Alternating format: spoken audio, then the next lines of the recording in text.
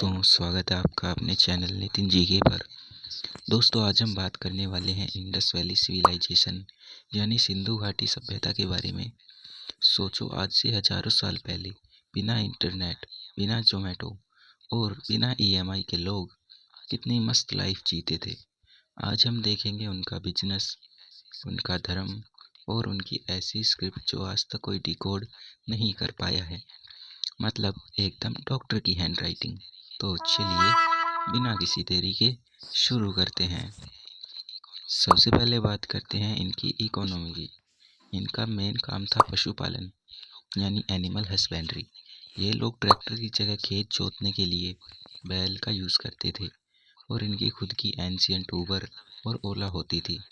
मेरा मतलब है बैलगाड़ी और ऊँट गाड़ी, जिससे ये अपना सामान ट्रांसपोर्ट करते थे। इन्होंने गाय, भैंस, बकरी, भेड़ और घोड़ा सब पाल रखे थे। अब भाई ये लोग थे पूरे बिजनेसमैन। इनका व्यापार यानी ट्रेड सिर्फ आपस की आईवीसी साइट्स तक लिमिटेड नहीं था। ये लोग सीधा मेसोपोटामिया और इजिप्ट तक इंपोर्ट या एक्सपोर्ट करते थे। अनाज और हाथी दांत बेचते थे, वो भी बिना किसी जीएसटी के। अगर उद्योग की बात करें, इंडस्ट्रीज की बात करें, तो चन्हुदड़ों में मनके और मोहरें बन रही थी।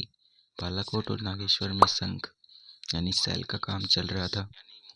और इनकी जो सेल्स यानी मोहरें है ना, ऐसे 3500 से ज़्यादा मिली।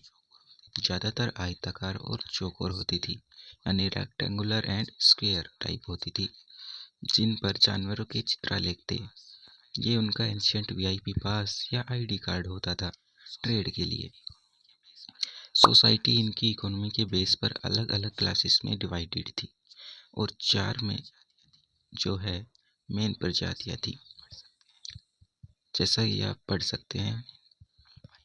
मेडिटेरानियन, अल्पाइन, मोंगलोइड और प्रोटो ऑस्ट्रेलोइड।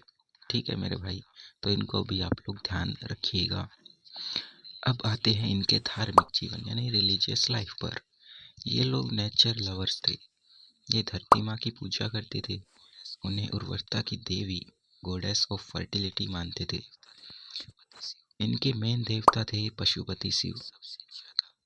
और पेड़ों में सबसे ज़्यादा पीपल के पेड़ की पूजा होती थी, जो लॉजिक आज तक इंडिया में चल रहा है। इन्हें पुनर्जन्म में भरोसा था, इसलिए मरने के बाद शवों को दफनाते थे, बरी द डेड। अब सबसे फनी पार्ट, इनकी लिपि यानी स्क्रिप्ट। भाई साहब, इनकी लिपि ऐसी है कि दुनिया के बड़े बड़े स्कॉलर्स सर पकड़कर बैठ गए, पर आज तक इसको समझ ही नहीं पाए। इसमें लगभग 400 साइंस है, जो पिक्टोग्राफ्स यानी चित्रलेख फॉर्म में हैं। इनकी लिखने की स्टाइल को बोस्ट्रोफोडेन कहते हैं। ठीक है, क्या कहते हैं? बोस्ट्रोफेडोन कहते हैं। मतलब पहली लाइन राइट टू लेफ्ट, दूसरी लेफ्ट टू राइट। और इस स्क्रिप्ट का मेन जो स्टार यानी मेन जो साइन है वो था यूनिकॉर्न। इस चीज़ का भी मेरे भाई ध्यान रखिएगा, ठीक है। अब देखते हैं कि साइट से क्या क्या खजाना निकला। हड़प्पा से मिली है मातृदेवी यानी मदर गॉडेस और लिंग पूजा के साक्ष्य, ठीक है, जिनकी पूजा की जाती थी। उसके बाद है मोहनजोदड़ो। तो इनका क्या क्या मिला है?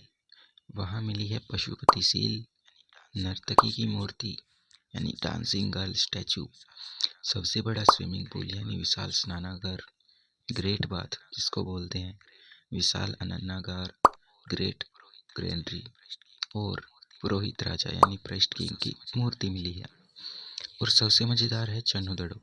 ये अकेला ऐसा शहर है जहाँ कोई गाड़ी नहीं था, जहाँ मिली शाही की कटोरा और चूड़ियों का कारखाना। मतलब एंशियंट टाइम का सबसे बड़ा ब्यूटी पार्लर यही था। साथ ही मनके और मोहरों का इंडस्ट्रियल एरिया भी था।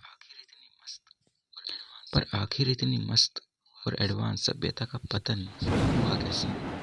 हिस्टोरियंस मानते हैं कि या तो वहाँ भयंकर बाढ़ आई थी या फिर बहुत भारी सूखा पड़ गया था। तो दोस्तों, ये थी हमारी सिंधु घाटी सभ्यता। आरआरबी, एनटीपीसी और एसएससी वाले बच्चे इन स्लाइड्स का स्क्रीनशॉट लेकर अपने नोट्स ज़रूर बना लेना, या फिर पीडीएफ का लिंक भी आपको डिस्क्रिप्शन में मिल जाएगा। एग्जाम में यहाँ से क्वेश्चन पक्का आते हैं।